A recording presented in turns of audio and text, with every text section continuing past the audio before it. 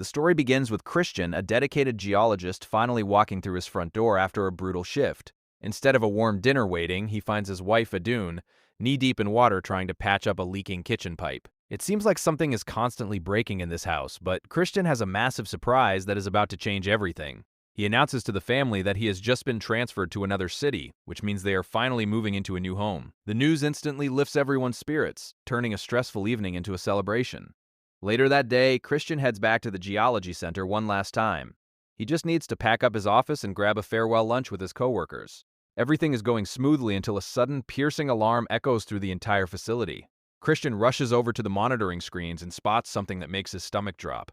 The groundwater level has plummeted dramatically without warning. The reading simply doesn't make sense. Christian's instincts tell him something is terribly wrong, but his boss completely brushes it off. He points out that the surrounding mountains look perfectly stable and the main sensors aren't detecting a thing. To the boss, it is just a technical glitch.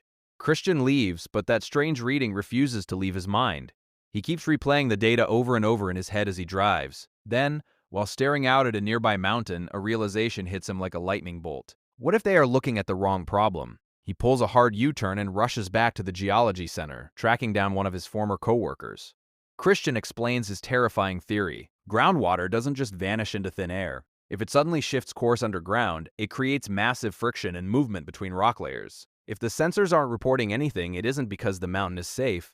It is because the cables carrying the data have been physically snapped by the shifting earth. To prove it, Christian and his coworker trek out into the field to inspect the hardware. Sure enough, they find the cables completely severed. Back at the center, the higher-ups are still playing it safe, only issuing a low-level yellow warning to avoid public panic. But Christian has a sinking feeling that the danger is already far greater than anyone realizes. For the moment, he forces himself to put those worries aside to go check on his kids.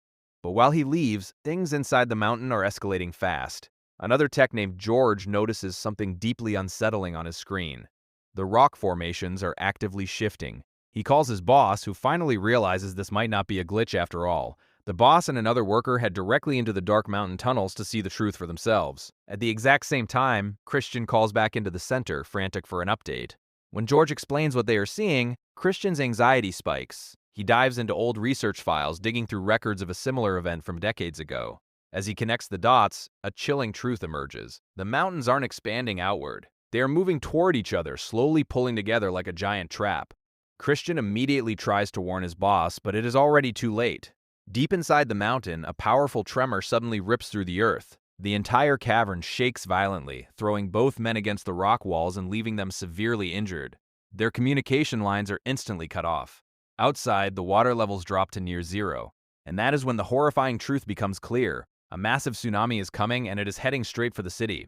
Christian wastes no time. He forces his coworkers to sound the emergency alarms across the valley. Panic spreads like wildfire as authorities try to evacuate thousands of people at once. Christian finds himself stuck on a completely gridlocked road with his daughter Julia. Realizing they are sitting ducks, he starts screaming at people to abandon their cars and run for higher ground. In the distance, a colossal wall of water has already formed, roaring toward them at terrifying speed. Just as Christian is about to run, he notices his neighbor trapped between two crumpled cars. He makes a split-second choice. He tells his daughter to keep running uphill with the crowd while he sprints back into danger. Christian manages to free the woman, but when he looks back, the tsunami is literally on top of them. With zero time left to run, he drags her into a nearby car, praying the metal frame will somehow protect them. Seconds later, the massive surge crashes into the vehicle, completely swallowing them in darkness. Meanwhile, the chaos hits the hotel where Aiden works. Seeing the water approaching from the windows, she sprints through the corridors, pounding on doors and yelling for guests to run. She manages to lead a group outside, but they are met with a nightmare. The evacuation bus is already gone, and the wave is staring them down. With nowhere left to run, Adun herds everyone back inside and forces them down into an underground emergency bunker. The powerful rush of water smashes through the hotel's glass walls, flooding the entire structure. Inside the bunker, Adun and her son frantically seal the heavy doors just as the power cuts out, plunging them into pitch blackness. Sometime later, Christian opens his eyes inside the submerged car. He looks over, but his neighbor didn't survive the impact. Devastated and barely able to breathe, he drags himself out of the wreckage and stumbles up toward the survivor camp on the hillside. His eyes scan the traumatized crowd until he finally spots Julia. He pulls her into a tight, emotional embrace. But the relief is cut short when he sees the woman's husband looking at him. Christian doesn't say a word. His expression tells the heartbreaking truth. Back at the command center, George gets a faint radio call from the worker in the mountain. The news is grim. Their boss didn't make it. The center falls into shock, but Christian doesn't have time to mourn. He realizes the tourist bus from his wife's hotel never arrived at the safe zone. Refusing to wait around, he leaves Julia with trusted neighbors and heads back down into the drowned, hazardous city. Deep in the hotel's flooded basement, conditions have turned critical. Water is forcing its way through the bunker doors. Aden and her son are physically throwing their body weight against the metal to hold it shut. Realizing they will drown if they just stand there, Adun tells her son to keep pressure on the door while she climbs into the pitch-black ventilation system to find an escape route. The moment she leaves, the water pressure overpowers her son, throwing him backward as a fresh torrent floods the room. Panic completely takes over. Another man trapped inside the bunker loses his mind. Terrified of drowning, he violently forces Adun's son underwater, trying to climb on top of the boy to reach the last remaining pocket of air. Aden drops from the ceiling, sees her son drowning, and goes into full mama bear mode, fighting the man off and pulling her son to safety. By this point, Christian has finally waded into the ruined hotel. He searches floor after floor, calling out their names, but hears nothing. He almost bypasses the basement entirely because it is completely submerged under 10 feet of murky water. Nobody could survive that. Defeated, he turns to leave, but then his eyes catch something floating in the water.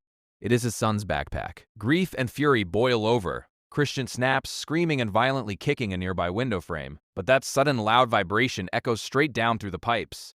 Inside the bunker, Adun hears the metallic thudding. She knows it is Christian. She grabs a heavy wrench and begins hammering on a ventilation pipe. Christian freezes. He hears the faint clanging, answers back with his own rhythmic strikes, and dives straight into the flooded basement.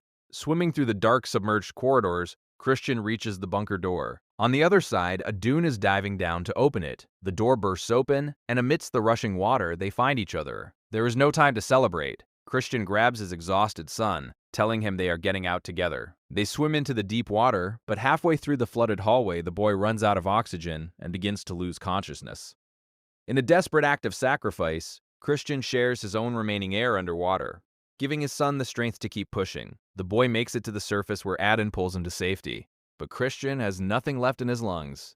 He sinks back down into the dark. Refusing to lose her husband, Aden dives right back into the flooded abyss. She drags Christian's limp body to the surface. He is completely unresponsive. No pulse, no breath. Adun and her son desperately pump his chest, clearing water from his airway, crying out for him to wake up. They try again and again, but nothing happens. Hope begins to completely evaporate. His son, refusing to accept that his father died saving him, throws himself onto his chest, begging him to breathe. And then, Christian suddenly gasps for air, his eyes flying open. The family finally makes the grueling trek back up the mountain where the survivors are gathered. Julia is standing there, watching a rescue helicopter land. She is crying, terrified that she is the only member of her family left alive. But as she looks past the helicopter, she sees 3 figures walking through the mist. Julia sprints forward and Christian scoops her into his arms. For the first time since the mountain broke, the family is completely whole again. It makes you wonder, if you were in Christian's shoes and noticed a strange anomaly that everyone else ignored, would you have the courage to speak up? Or would you trust the experts until it was too late? Let me know in the comments below. Thanks for watching.